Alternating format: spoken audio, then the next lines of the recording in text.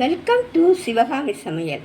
இப்போ நம்ம பார்க்க போகிறது மாப்பிள்ளை சம்பா அரிசி வச்சு இட்லிக்கு ஊற வைக்க போகிறோங்க. எப்படி செய்யலான்னு பார்க்கலாம். ஒரு கப்பு மாப்பிள்ளை சம்பா அரிசி எடுத்துக்கிறேன்.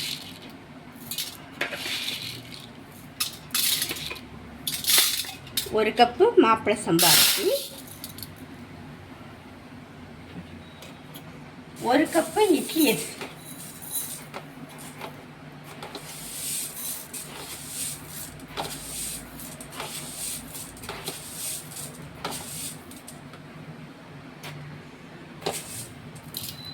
ஒரு கப்பு இட்லி அரிசி எடுத்துக்கிறேங்க.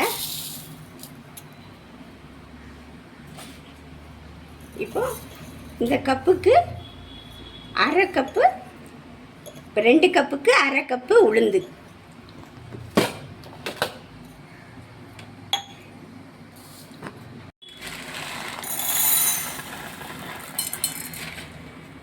அரை கப்பு உளுந்து எடுத்துக்கிறேங்க. ஒரு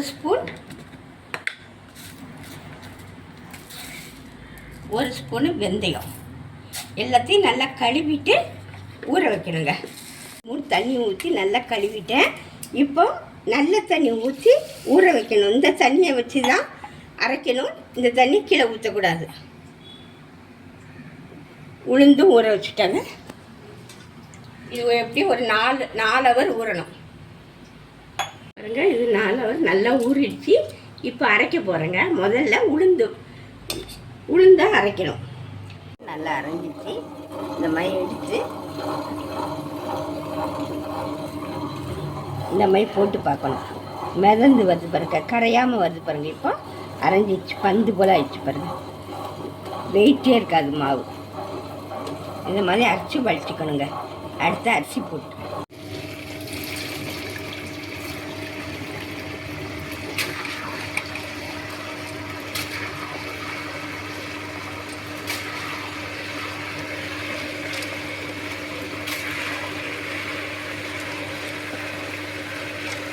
இந்த மாதிரி அரைக்கணும். கொஞ்சம் நரன்னு இருக்கணும். இட்லி மாவு பதத்துக்கு இருக்கணும். இப்போ இதை வலிச்சு இப்போ உப்பு போட்டு நல்லா கலந்துக்கணும்.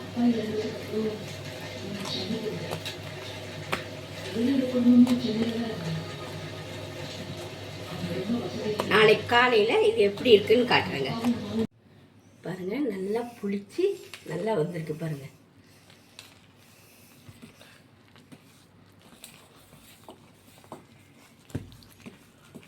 இப்போ வேறு பாத்திரத்தில் மாற்றிட்டு இட்லி சுடும்போது காட்டுறேங்க.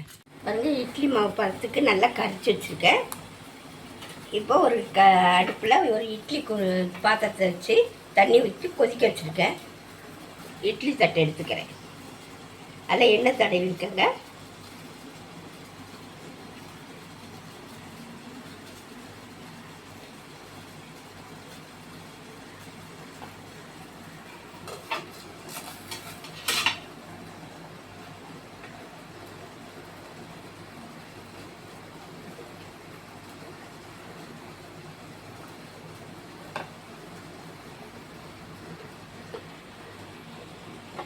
ஒரு 10 நிமிஷம் வேகட்டும்.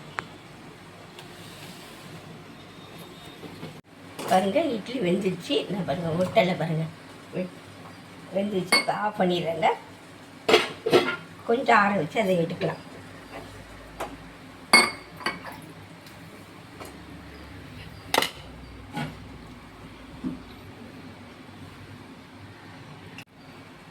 பாருங்கள், இது கார சட்னி வச்சு, சாம்பார் வச்சு, தேங்காய் சட்னி எதுனாலும் தொட்டுக்க சூப்பரான ஒரு ரெசிபிங்க.